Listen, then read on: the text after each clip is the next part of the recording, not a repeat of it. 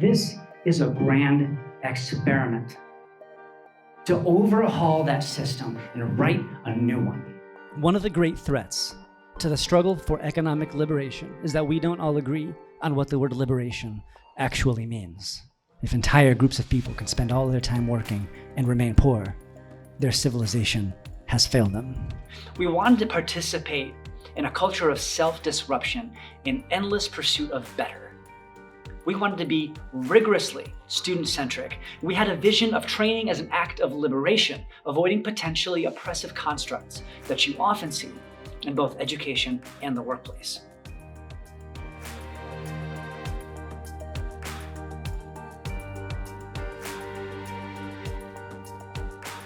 I believe bachelor's degrees are a part of a gatekeeping mechanism, right? To keep access exclusive, and by exclusive, of course, I mean expensive. And you begin to realize that access to good jobs is a resource, like any other resource, like oil, like gold. What happens to valuable resources? They are hoarded. They are hoarded because you can derive value from selling access to that resource. If opportunity is a resource and it's being hoarded and sold to the highest bidder, we have a fundamental problem with the way our economy can advance, the way our society can function. And what ends up happening is that you end up with a situation with a bifurcated economy. Some people have access to the $160,000 to $200,000 degree that gets them in the door at the job that they want, and some people do not have that access. So again, this brings us back to what we are doing here today, about this grand experiment and the self-discovery about what we as individuals, as a community, choose to do about Boston. What is our vision for our city? I believe that if we can pull together a multicultural coalition of tech workers across the industry, firmly rooted in the perspectives of BIPOC tech workers, we have an opportunity to run this campaign, to do this thing in a way that is safe and just, and maybe transformative. Coalition doesn't mean co-signing with the stuff that you already agree with. It means putting some skin in the game. It means suffering the losses together and celebrating the wins together. This is especially pronounced in a city like Boston, the land of Harvard, BU, MIT, Northeastern, BC, blah, blah, blah, blah, blah, blah, blah, blah. So you have people that are coming in from away to go to our illustrious institutions, and then they work. And the people who are born and bred in Boston don't have access to those jobs. So you end up with two economies. The question is, what do we do about the fact that we have those two economies? Who is responsible for fixing it?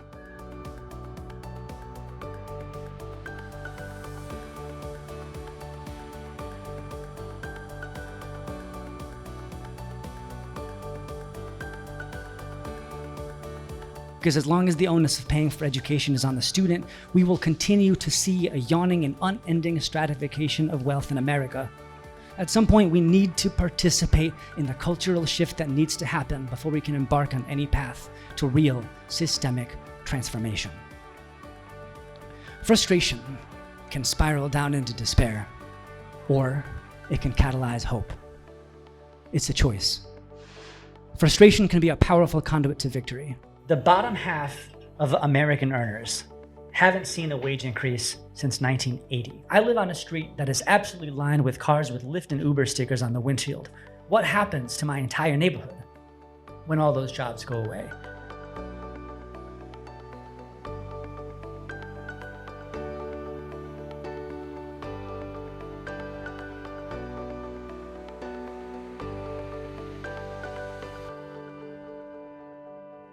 We prefer the candidate who has had the opportunity to teach themselves React, Node, and Angular, the framework, the language du jour, which, if they were able to do that, often they did not have to worry about the rent.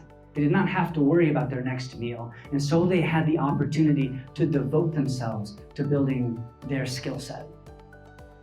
And we have an obsession in the tech community with the self-learner, because we believe the self-learner to be emblematic of meritocracy when it is not. This is not meritocracy. This is a tiny reinforcement of existing paradigms of privilege. We are the opposite of duct tape on the machine. We are the wrench in the gears of the machine that is working too well. We are not here to fix the machine. We are here to blow it to pieces. I want to end with something that has been in my head forever. This is something that Leon said to me once in a different context about a new chapter that we were rolling out in Resilient Coders. And those of you who know Leon, I think you will hear him in this. He said, you know, Del, the fucked up thing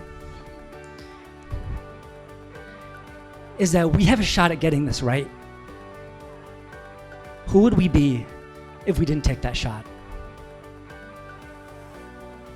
Thank you, everybody. Thank you for being here.